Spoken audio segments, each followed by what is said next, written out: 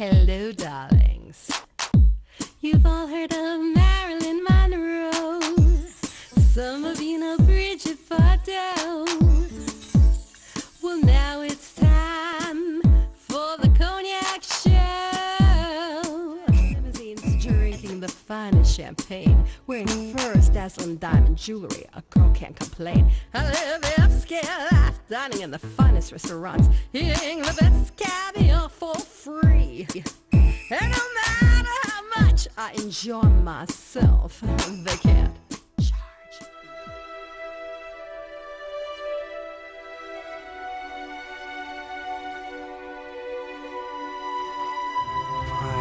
Yo?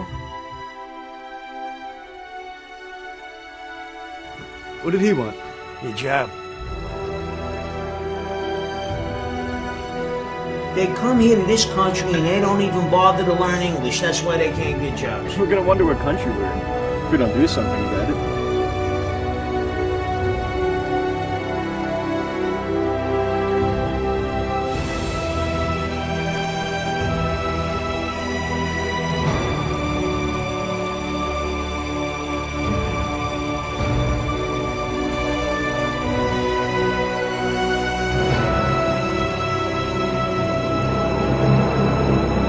Justice system in this country. These damn wetbacks are screwing up America.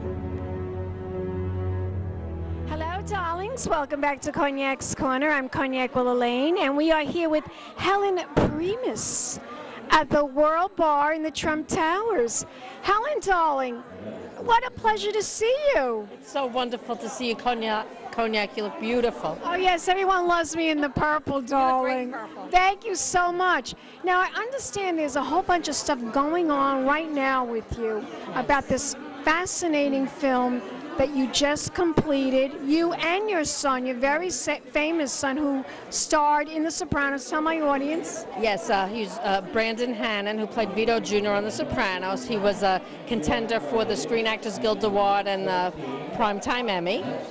And we have a new film called Jr.Hate. And he plays my son, and I play the mother. And it was inspired by the Marcelo Lucero murder on Long Island of an Ecuadorian immigrant by teenagers. How fascinating. Now, I understand that this is so controversial that there has even been a verdict that was actually declared today that this young man is going to prison now for 20 years. And he's only, what, 17, 18 years old? 17 years old, and yes, he was found guilty of manslaughter involving a hate crime. So the sentencing is later on, but he is guilty of that and other charges. He wasn't the only boy involved in the murder. There were 6 other teens. Wow. Yeah, but you know, the whole idea of the movie is that none of us are born to hate. We're taught to hate from what we hear at home, from what we might hear from friends. And we actually show the movie not only in film festivals, but we show it in schools as a learning device. And a lesson, a teaching lesson for children. Yeah, and you can't believe we go to colleges and we go to high schools, and in the conversations after we show the film, there's always a different topic that comes up that we can discuss, and it's really good. Now, I understand in the film it's very different from the real story where he actually kills the victim by knifing him. Am I correct in saying that? Yes, in real life that is what happened, and I can't give away the ending, but it's only inspired by the story. But the weapon is not it's not a knife. It's not a knife, and it's actually, you know, an innocent kid that was swayed and misled and in the wrong place at the wrong time. The movie was written and directed by an Ecuadorian immigrant. And he decided to write this because after Marcelo Lucero was murdered, his mother called and said, "What's going on in the United States? They're killing all the Ecuadorians." And he said, "No." He said, "You know, basically all the people in the United States that I have met are wonderful people." And he said, "What can I do to try to help?" And he wrote this movie and directed the movie, and he spent all his money making the movie. And we actually submitted it into the Academy Awards this year. Oh, that's amazing. Yeah, we went to Hollywood and we premiered it there in LA. And how long is the film? it's 25 minutes. It's a short film. And we just won the Award of Excellence at the Indie Fest in California. That's amazing. Yes. Tell my audience, how were both you and your son approached to be cast in this film? Okay. We were both, Brandon had a film called Slingers at the Long Island International Expo Film Festival last summer, and James Garcia Sotomayor approached Brandon with the script. He knew that he would be there for the screening of his film, and he came up to us and gave us the script and asked if Brandon would read it and if he'd be interested in the starring role.